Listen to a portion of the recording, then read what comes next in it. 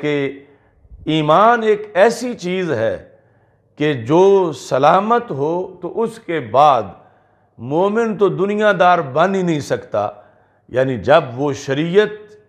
کے ضوابط پر چل رہا ہے اور اندر نیت اس کی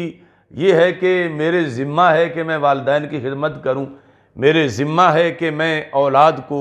کما کے کھلاؤں، یا ساتھ یہ ہے کہ میں نے مانگنا نہیں، کسی سے بھیک نہیں مانگنی بلکہ میں نے اس سے بچنا ہے، تو ان تینوں طریقوں پر اسے فی سبیل اللہ قرار دیا گیا ہے۔ وَإِن كَانَ خَرَجَ رِيَاءً وَمُفَاخَرَةً فَهُوَ فِي سَبِيلِ الشَّيْطَانِ۔ یہ چوتھا کاروبار کا، یعنی یہ ویسے تو ایک مستقل موضوع ہے لیکن یہاں ضمناً اس کو ذکر کیا جا رہا ہے، اور یہ بھی ہر بندے کے لیے حدیث کا یہ آخری حصہ پہلے بھی لازمی ہے اور آخری حصے کے اندر بھی بہت سی رہنمائی ہے کہ آج ہر بندہ یقیناً ایک کسب حلال، رزق حلال کے لیے وہ کوئی کاروبار کر رہا ہے، ملازمت کر رہا ہے، کہیں اس کی کوئی بھی جاب ہے، تو شریعت میں یہ ہے کہ وہ اس کے اندر نیت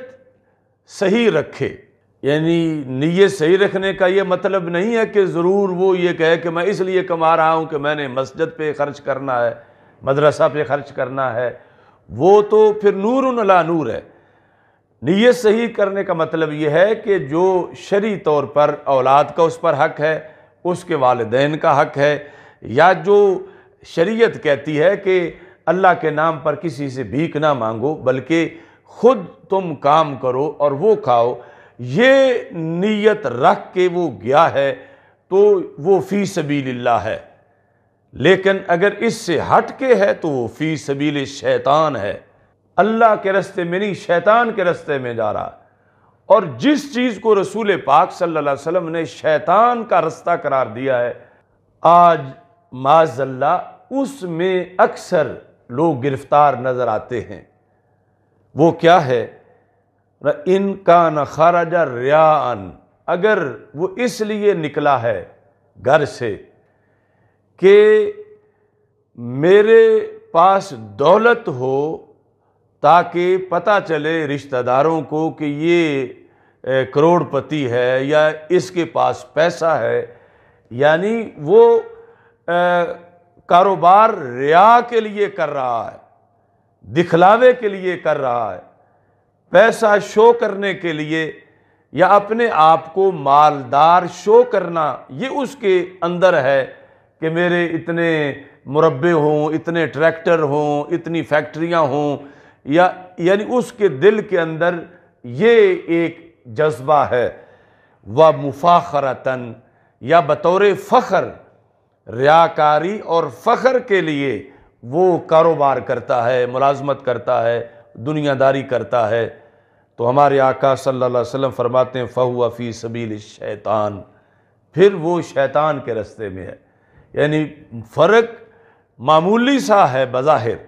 اور پھر آگے فرق زمین و آسمان سے بھی زیادہ ہے، کہاں فی سبیل اللہ اور کہاں فی سبیل الشیطان۔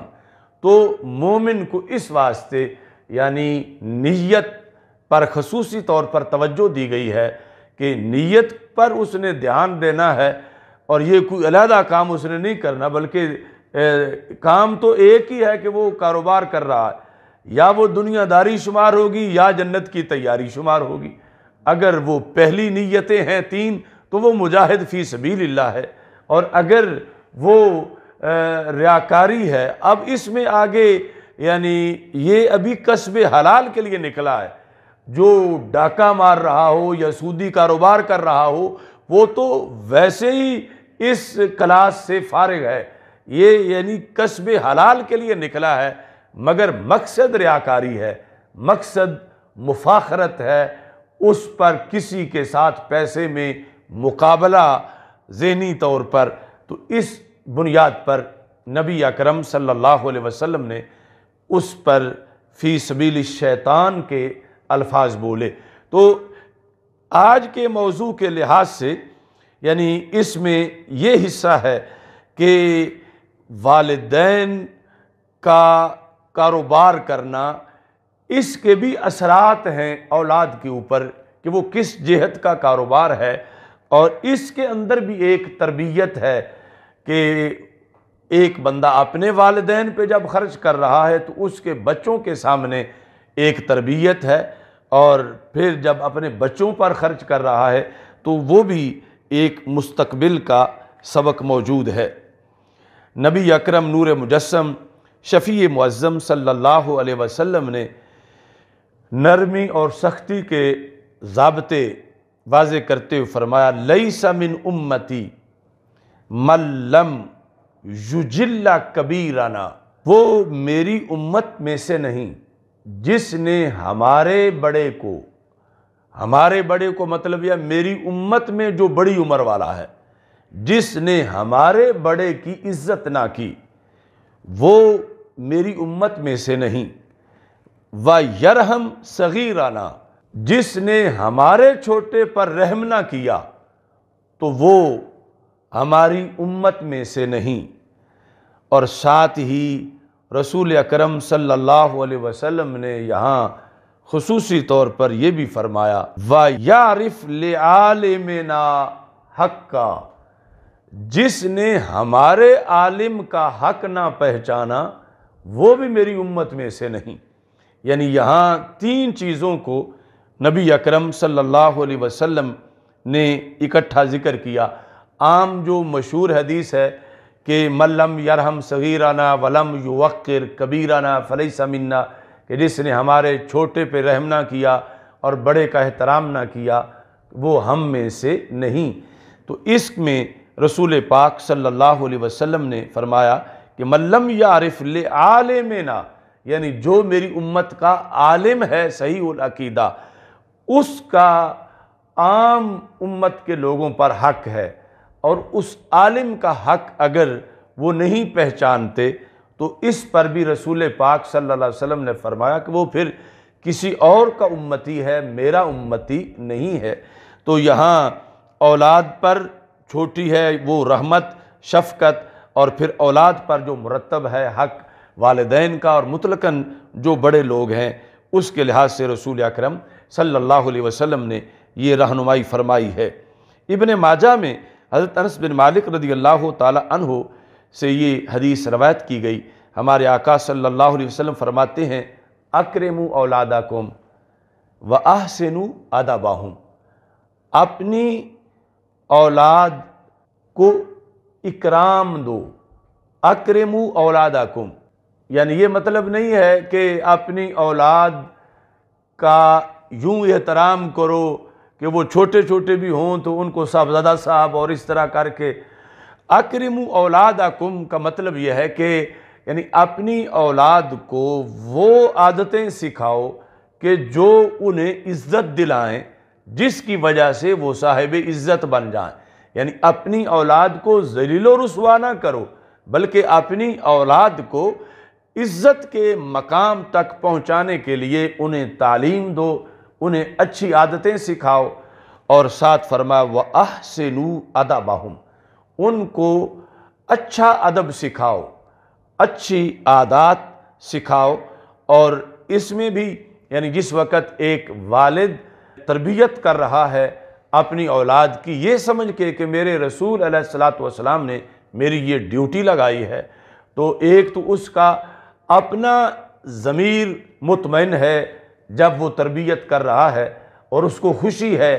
اپنے طور پر، اور ساتھ ہی یہ ہے کہ وہ ایک ڈیوٹی بھی نبھا رہا ہے اور وہ مستحق اجر و ثواب کا بھی ہے۔ تو بیک وقت دونوں کام ہوں گے کہ اس کا اپنا دل اپنی اولاد پر مہربانی کرتے ہوئے اسے خوشی حاصل ہو رہی ہے، اور ساتھ اپنے گھر کے اندر ہی خوشی بانٹنے پر اللہ کے ہاں وہ اجر و ثواب کا بھی مستحق بن رہا ہے۔ نبی اکرم نور مجسم شفیع معظم صلی اللہ علیہ وسلم نے فرمایا کہ والدین اپنی اولاد کو بہترین تحفہ کیا دے سکتے ہیں؟ یعنی ایک ہے کہ وہ سینکڑوں ایکڑ ان کے نام لگوا دیں، ان فیکٹریاں ان کے نام لگوا دیں، اربوں روپیہ ان کے لیے بینک بیلنس کے طور پر انہیں دے دیں۔ ہمارے آقا صلی اللہ علیہ وسلم فرماتے ہیں یہ اچھا تحفہ نہیں ہے، اس سے بھی اچھا تحفہ ہے۔ وہ کیا ہے؟ ما نہل والد ولدا من نہل افضل من ادب حسن۔ ہمارے آقا صلی اللہ علیہ وسلم ارشاد فرماتے ہیں جس باپ نے اپنی اولاد کو اچھا عقیدہ دیا، جس باپ نے اپنی اولاد کو اچھا علم دیا، جس باپ نے اپنی اولاد کی اچھی تربیت کی، تو رسول اکرم صلی اللہ علیہ وسلم فرماتے ہیں کائنات میں اس سے بہتر اولاد کے لیے اور کوئی عطیہ اور تحفہ نہیں۔ اس نے بہترین تحفہ اپنی اولاد کو عطا کیا۔ یعنی اب باقی جو چیزیں ہوں گی وہ ضمناً ہیں اور ان پر بھی فضائل ہیں کہ کسی نے پیسے اپنی اولاد کے لیے، مکان، زمینیں، مگر وہ ثانوی حیثیت میں ہیں۔ یہاں بات ہو رہی ہے سب سے افضل کی، تو رسول اکرم صلی اللہ علیہ وسلم نے اتنا اس کو اہتمام دیا کہ آپ صلی اللہ علیہ وسلم نے یہاں تک کہ اس ادب حسن کو ہر چیز کے اوپر ترجیح عطا فرما دی۔ رسول پاک صلی اللہ علیہ وسلم نے عمومی معاملات کے اندر نرمی کا حکم دیا، اور نبی اکرم صلی اللہ علیہ وسلم کا بچوں کے ساتھ خصوصی طور پر معاملہ نرمی کا تھا۔ حضرت جابر بن سمرہ رضی اللہ تعالی عنہ کہتے ہیں صلیت مع رسول اللہ صلی اللہ علیہ وسلم، میں نے نبی اکرم صلی اللہ علیہ وسلم کے ہمراہ نماز پڑھی۔ یہ بھی بچوں میں سے ایک بچے تھے۔ کہتے ہیں ثم خرج الی اہلہ، پھر نبی اکرم صلی اللہ علیہ وسلم اپنے گھر کی طرف تشریف فرما ہوئے، یعنی باہر نکلے، اور سرکار دو عالم صلی اللہ علیہ وسلم سفر فرما رہے تھے، یعنی چل رہے تھے، تو کہتے ہیں کہ فاستقبلہ ولدان، سامنے بچے آ گئے، فجعل یمسح خدی احدہم، تو رسول اکرم صلی اللہ علیہ وسلم ان کے رخسار جو تھے، بچوں کے رخسار، ان پر اپنے ہاتھ پھیر رہے تھے، احدن واحدن واحدن، ایک ایک کر کے، یعنی جو بچے سامنے آ گئے ایک ایک کر کے رسول اکرم صلی اللہ علیہ وسلم ان سے پیار فرما رہے تھے۔ کہتے ہیں کہ جب میری باری آئی تو رسول اکرم صلی اللہ علیہ وسلم نے میرے دونوں رخساروں پر اپنے دونوں ہاتھ لگائے۔ کہتے ہیں فوجدت لیدیہ بردا، رسول اکرم صلی اللہ علیہ وسلم کے ہاتھوں کی ٹھنڈک میں نے پائی، اور ریحا، صرف ٹھنڈک نہیں بلکہ خوشبو، یعنی نرم بھی بہت تھے اور خوشبودار بھی ایسے تھے کہ جس طرح کہ آپ نے کسی خوشبو والے برتن میں ہاتھ رکھ کے ابھی باہر نکالے ہیں، یعنی اتنی ان ہاتھوں سے خوشبو آ رہی تھی۔ ہمارے آقا صلی اللہ علیہ وسلم کی طرف سے خصوصی طور پر بچوں کے ساتھ یہ حسن سلوک کیا گیا، اور بچوں کی تعلیم و تربیت کے لحاظ سے نبی اکرم صلی اللہ علیہ وسلم نے بڑوں پر بہت سے فرائض مرتب کیے۔ اللہ تعالی ہم سب کو یہ جو فرامین قرآن و سنت کی روشنی میں پیش کیے، رب ذوالجلال ہمیں عمل کی توفیق عطا فرمائے۔ وآخر دعوایا ان الحمد للہ۔